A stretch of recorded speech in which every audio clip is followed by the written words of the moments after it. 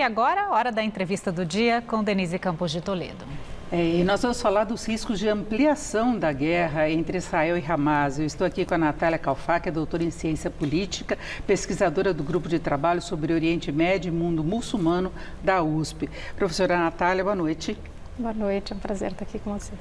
Eu que agradeço, Natália. Nós tivemos aí no início da guerra uma preocupação muito grande com essa ampliação, inclusive alta de preço do petróleo. Havia risco, por exemplo, de uma participação do Irã, mesmo que financiando o conflito. Depois houve uma concentração do conflito na faixa de Gaza. E agora voltaram essas preocupações com a ampliação da guerra, principalmente por ataques de Israel ao Líbano, contra o Hezbollah e também contra a liderança do Hamas, que está no Líbano. O Líbano contra-atacou com drones, com foguetes que foram interceptados, mas o fato é que há mortos também desse lado da fronteira, além do conflito de Israel em Gaza. E teve, coincidentemente, depois assumido pelo Estado Islâmico, um ataque no Irã, que de imediato gerou desconfiança que teria sido por parte de Israel, não é? Eu queria saber como é que você vê essa evolução hoje. De fato, há um risco maior de ampliação da guerra?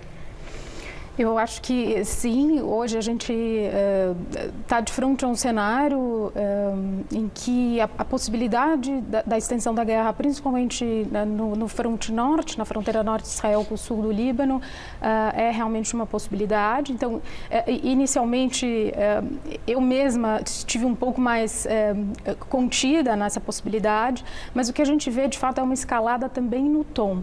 Então, Hassan Nasrallah, que é o secretário-geral do Hezbollah, vem subindo o tom e vem anunciando que essa guerra, se ela acontecer, de forma aberta, vai ser bastante custosa.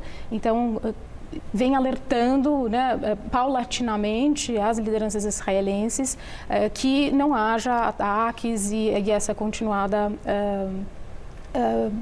hostilidade israelense no sul do Líbano. Então, o número de mortos vem aumentando, deslocados internos também vem aumentando, e essa é uma possibilidade um pouco mais real.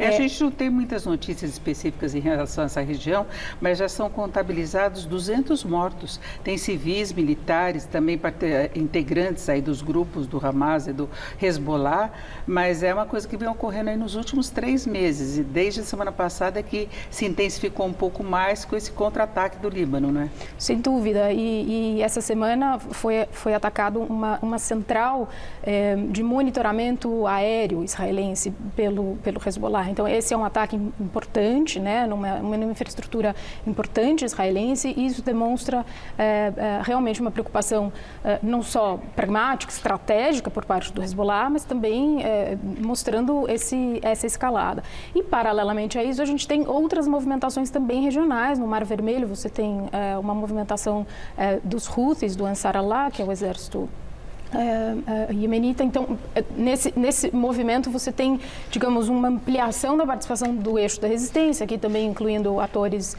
xiitas no Iraque, que, enfim, se opõem a essa política israelense para Gaza. Então, o Antony Blinken está na região tentando fazer esforços justamente para que em primeiro lugar, que não essa guerra não se alastre regionalmente, e também que não haja que haja uma desescalada no solo em Gaza por parte do exército israelense. A gente não sabe se isso vai continuar, tem uma preocupação específica também com Gaza, porque ao mesmo tempo que Israel pode abrir novas frentes de combate, ele é cada vez mais criticado pela ofensiva em Gaza. Agora, antes a gente falar dessa questão específica de Gaza, você acha que Israel enfrentaria ou abriria essas novas frentes de guerra?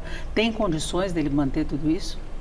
Militarmente ele tem condições de manter, mas isso vai ser uma opção custosa. É natural que a capacidade israelense é superior à capacidade do Hezbollah, mas isso não significa que isso não vai ser custoso para o exército israelense e para os civis israelenses. Então, isso não é uma demanda da população israelense, pode ser uma demanda da própria liderança, porque isso, enfim, Netanyahu tem os seus problemas internos e enfrenta as suas dificuldades internas e usa a guerra para se projetar.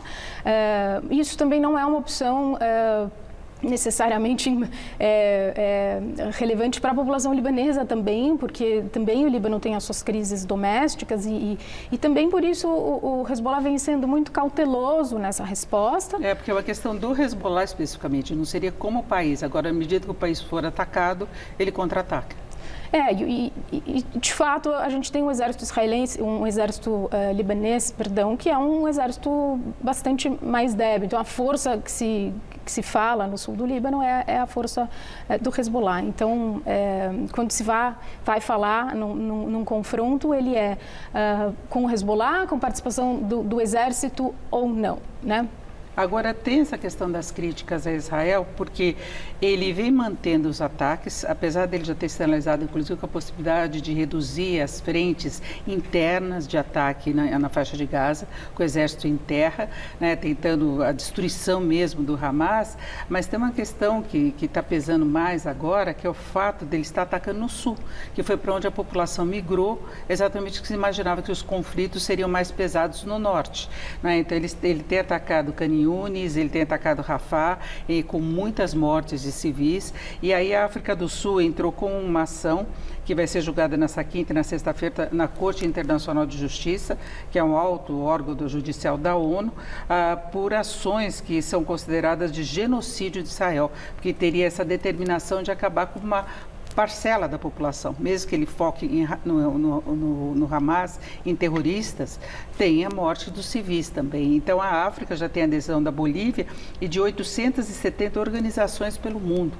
Então, é um desgaste ainda maior, não é?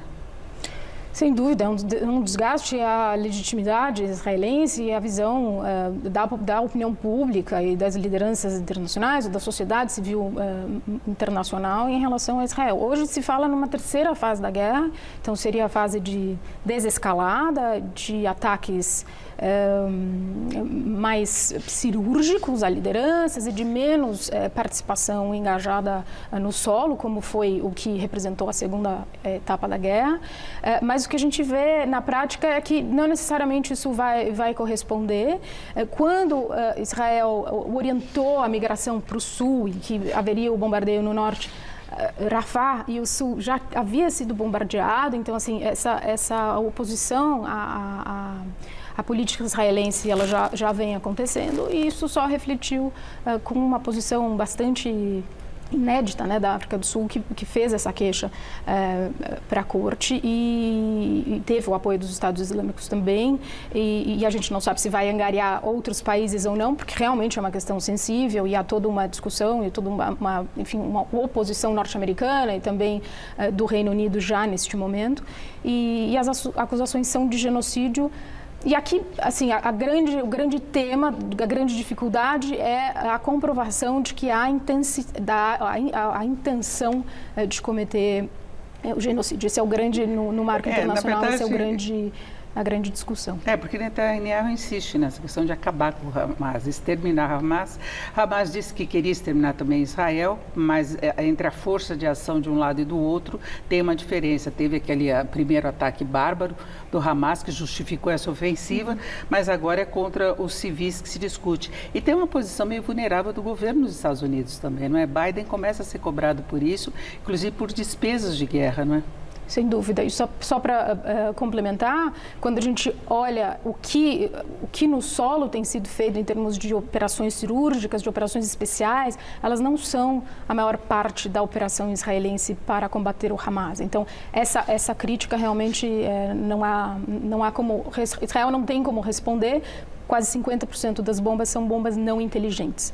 Então, são bombas que têm ataques irrestritos. Então, esse ataque exclusivamente ao Hamas, ele não acontece, ele realmente acontece em torno da população civil. Vê a justificativa de que o Hamas use a população com reféns, com os túneis subterrâneos, não é, para poder se esconder, mas as forças de terra poderiam ter um acesso muito mais fácil. Para nós terminarmos, se discute também, em meio a todas as possíveis soluções, a criação do Estado palestino, né? Diferente da Cisjordânia.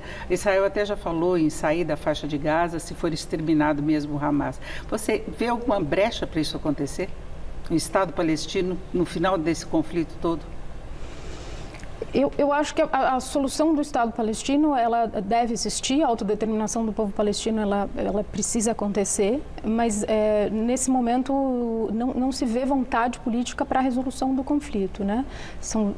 Após 75 anos de ocupação israelense em territórios palestinos, ou enfim, você não se enxerga uma solução política negociada para os dois estados. Ela precisa existir, mas nesse momento a liderança israelense, sobretudo agora, não indica essa vontade política. Ela é viável, eu ainda acredito que essa solução seja possível, mas eu acho que a gente tem que pensar uma engenharia política um pouco diferente, talvez uma solução de um Estado binacional, de um Estado com compartilhamento de poder, talvez uma solução um pouco diferente da solução de dois Estados. É isso, eu agradeço muito a Natália Cafá, que é doutora em Ciência Política, pesquisadora do Grupo de Trabalho sobre Oriente Médio e Mundo Muçulmano da USP.